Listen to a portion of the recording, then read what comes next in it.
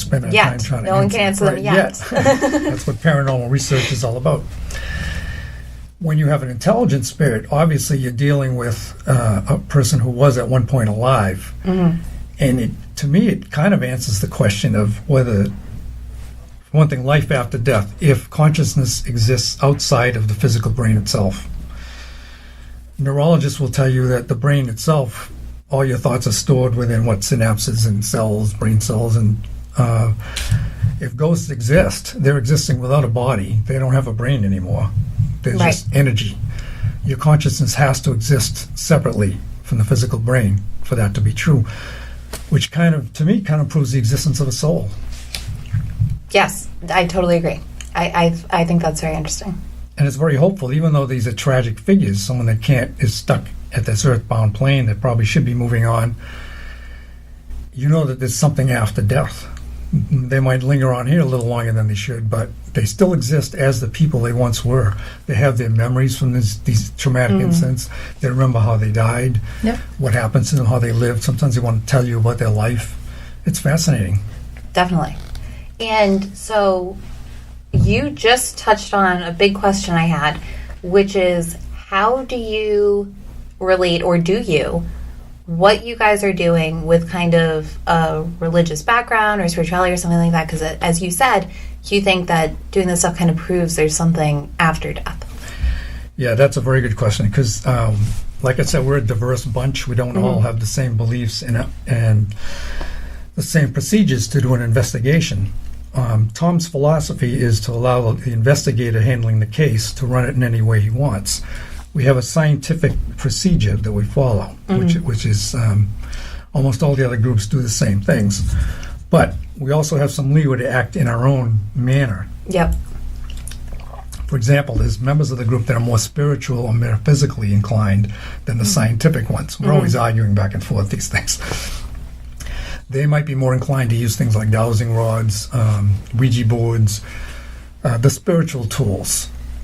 The scientific people will rely on the data, the recorders, the EMF meters, thermal cameras, infrared cameras, things that we can record physically.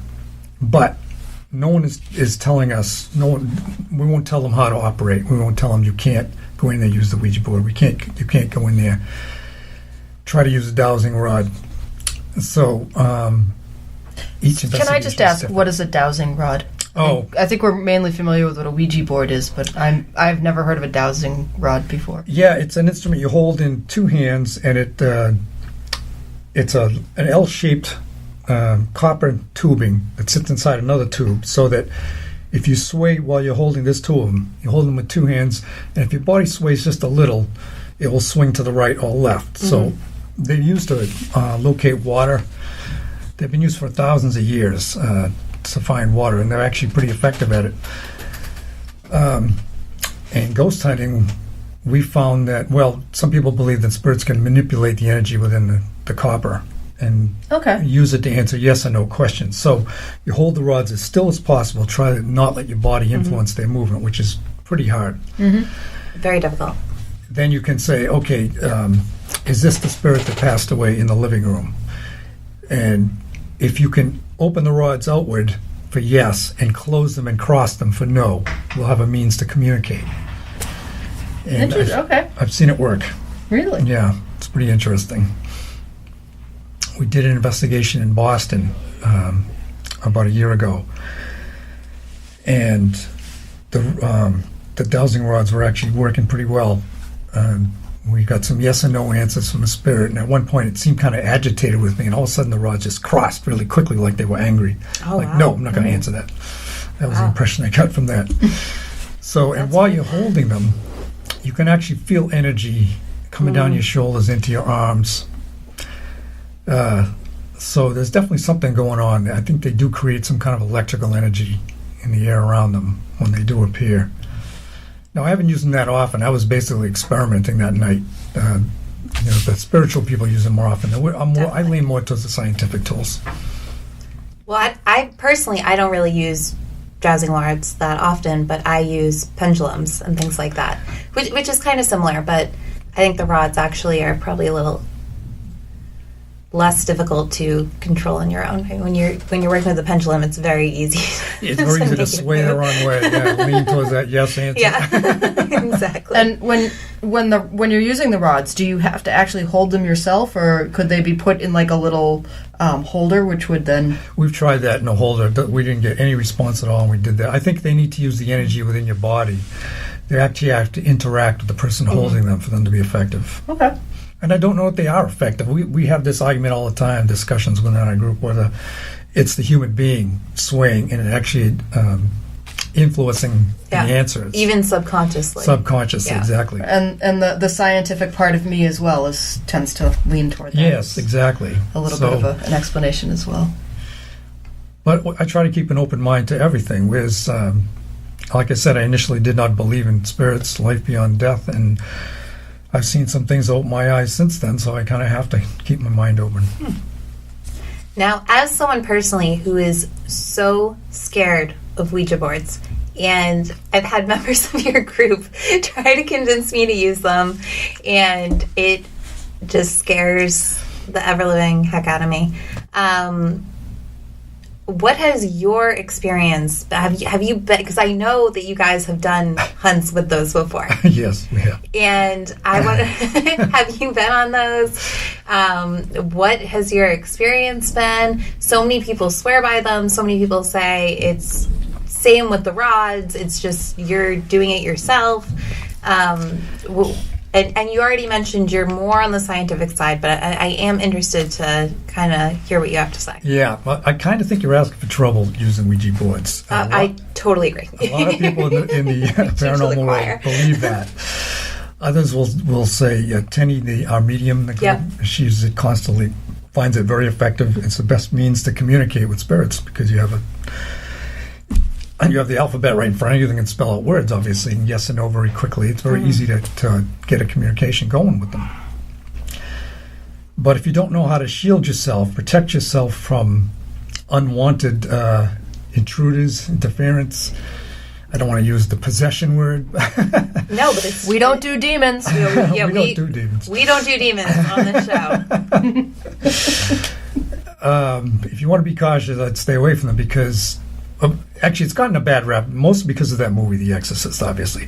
That's where he got so famous. The little girl, Reagan, got possessed because of interacting with the board. But you're letting yourself open. You're kind of letting down your guard and kind of inviting someone into your home. It's like opening the door summer night in the middle of the city and saying, anyone that wants to could come on in. Yeah. And there's no need to invite that in. Yeah. None at all. Some bad things can happen. Yeah, and it's true. I like that analogy because it's true. You could open your door in the middle of summer and say, Jim, I'm trying to talk to Jim, just like into a street, and someone could be like, oh, hey, I'm Jim.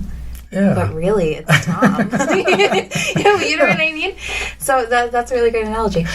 Yeah, no, those, I personally find that stuff so scary. I've never used one, and I never will. I've used them. Really?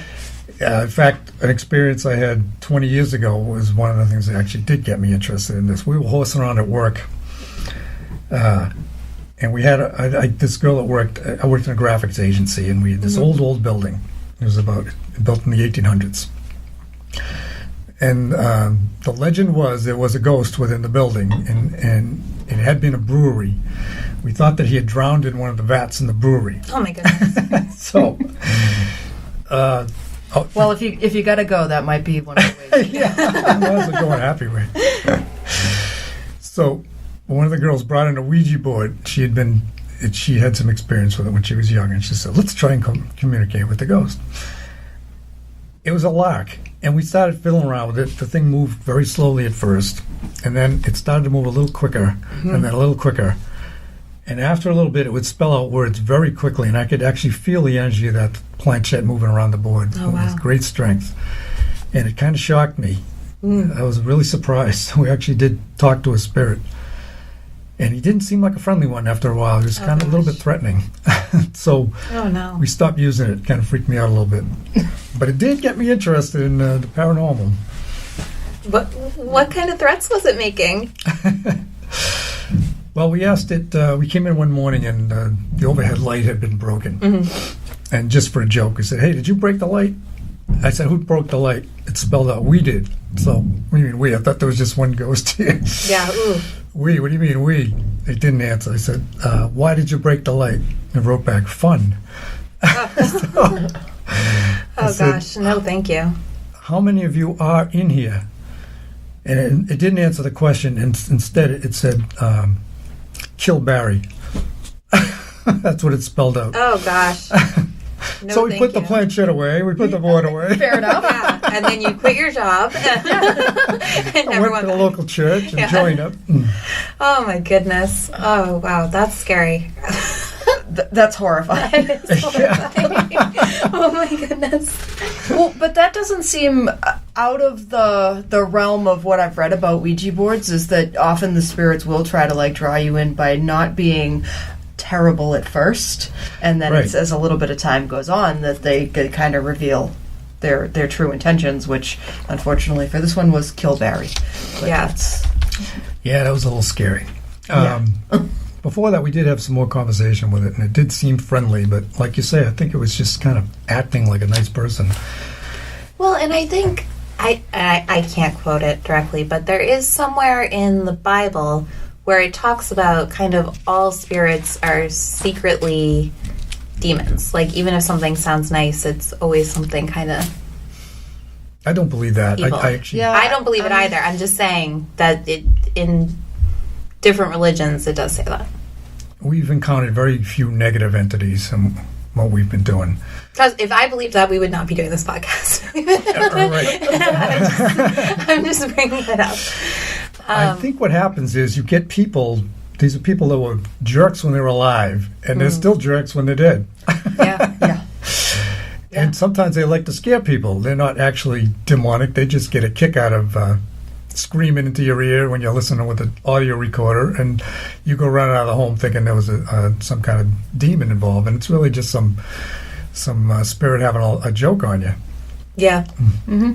I believe that. Yeah.